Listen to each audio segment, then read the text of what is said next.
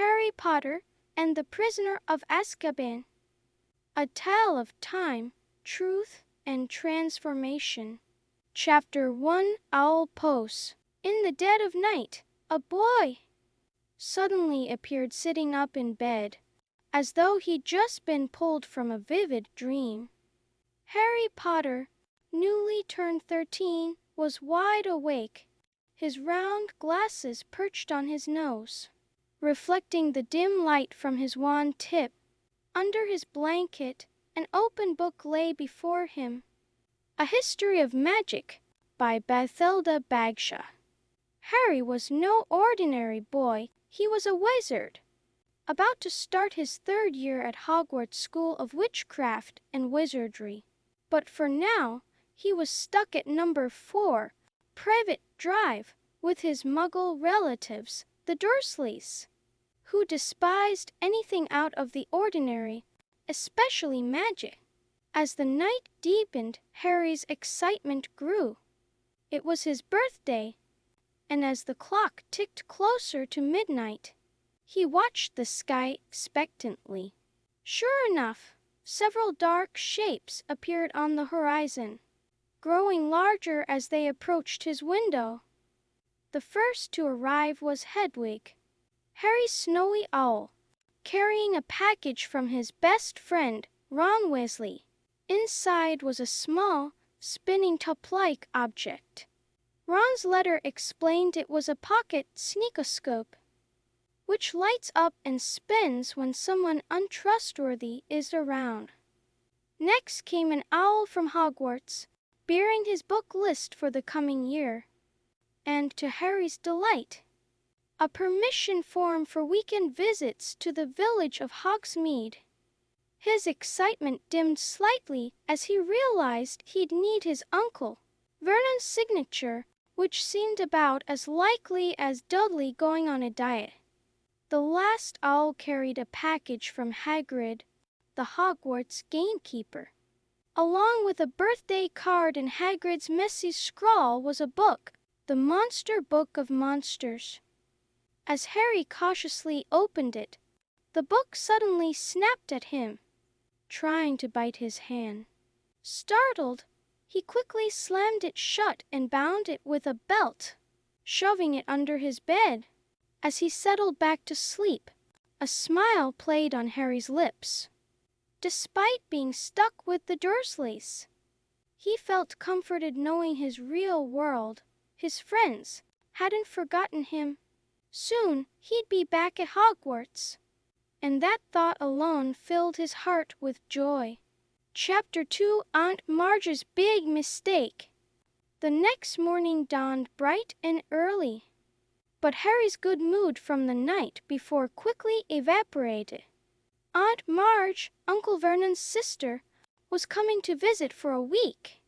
Marge despised Harry even more than the Dursleys did, often comparing him unfavorably to her beloved bulldogs. As Harry trudged downstairs for breakfast, Uncle Vernon cornered him. "I'm warning you now, boy," he growled, his face purple with suppressed rage. "Any funny business, anything at all, and you'll be in that cupboard from now until Christmas." Harry nodded glumly, his mind racing. He needed that Hogsmeade permission slip, signed, and antagonizing Uncle Vernon was not the way to get it. He'd have to endure Aunt Marge's visit without losing his temper, no matter how difficult it might be. The week that followed was one of the worst in Harry's memory. Aunt Marge seemed determined to criticize every aspect of Harry's existence, from his appearance to his parents. Harry gritted his teeth, reminding himself of the Hogsmeade visits that hung in the balance on the final night of Marge's stay. During dinner, she began yet another tirade against Harry's parents. The wine was flowing freely, and Marge's words became increasingly cruel. "If there's something wrong with the bitch, there'll be something wrong with the pup." It was the final straw. Harry's rage, bottled up for days, exploded. Before he could stop himself, his magic surged forth. Aunt Marge began to swell like a monstrous balloon, rising off her chair towards the ceiling. In the chase that followed, Harry fled to his room, threw his belongings into his trunk, and stormed out of the house. As he stood on the dark street of Magnolia Crescent, anger still coursing through him, a terrible realization dawned. He was now in serious trouble with the Ministry of Magic for using magic outside school. Worse still, he had nowhere to go. As Harry contemplated his next move, a prickling sensation on the back of his neck made him turn. There, in the shadows between two houses, a pair of gleaming eyes watched him intently.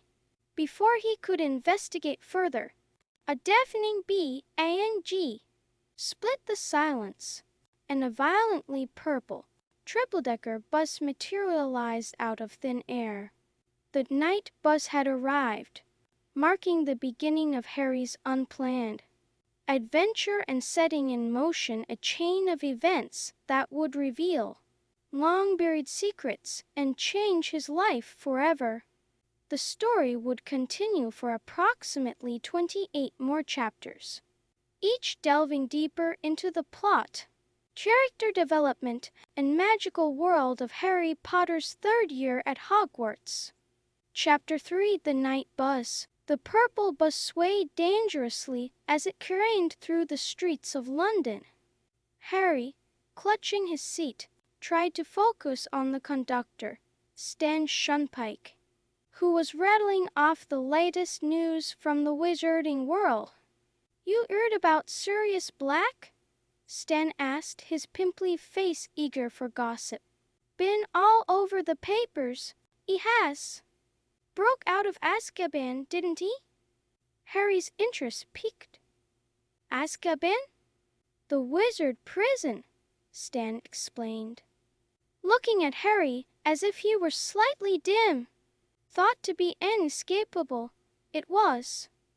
But Black managed it." As Stan continued to chatter, Harry's mind raced. He'd never heard of Azkaban before, but the idea of an escapee was unsettling. Before he could ponder further, the bus screeched to a halt outside the Leaky Cauldron. To Harry's surprise, Cornelius Fudge, the Minister of Magic himself, was waiting for him. Instead of the punishment Harry expected, Fudge seemed oddly relieved to see him safe. He ushered Harry into the pub, insisting he stay there until school started. "And Harry," Fudge added, his voice unusually serious, "promise me you won't go looking for Black." Harry, bewildered, agreed. But as he settled into his room for the night, he couldn't shake the feeling that there was more to this Sirius Black story than he was being told. Chapter 4: The Leaky Cauldron. The next few weeks were some of the happiest of Harry's life. Free from the Dursleys, he spent his days exploring Diagon Alley, doing his homework in the sun outside Florian Fortescue's ice cream parlor, and admiring the magnificent firebolt racing broom in the window of Quality Quidditch Supplies. On the last day of the holidays, Harry was overjoyed to see his best friends, Ron and Hermione, arrive at the Leaky Cauldron. They shared stories of their summers, Ron's trip to Egypt, and Hermione's holidays in France, over ice cream. However, their happy reunion was tinged with an undercurrent of worry. Mr. Weasley pulled Harry aside, his usually cheerful face grave. "Harry, there's something I've got to tell you before you leave," he said in a low voice. "You mustn't go looking for Black." "Mr. Weasley, everyone keeps telling me that. Why would I go looking for someone who wants to kill me?" Harry asked, frustration evident in his voice. Mr. Weasley hesitated, clearly wrestling with whether to reveal more. Finally, he sighed. Harry, Black was a big supporter of you-know-who. And he's the one who betrayed your parents to him. The revelation hit Harry like a physical blow. As he processed this new information, a cold fury began to build inside him. For the first time, he understood the desire for revenge.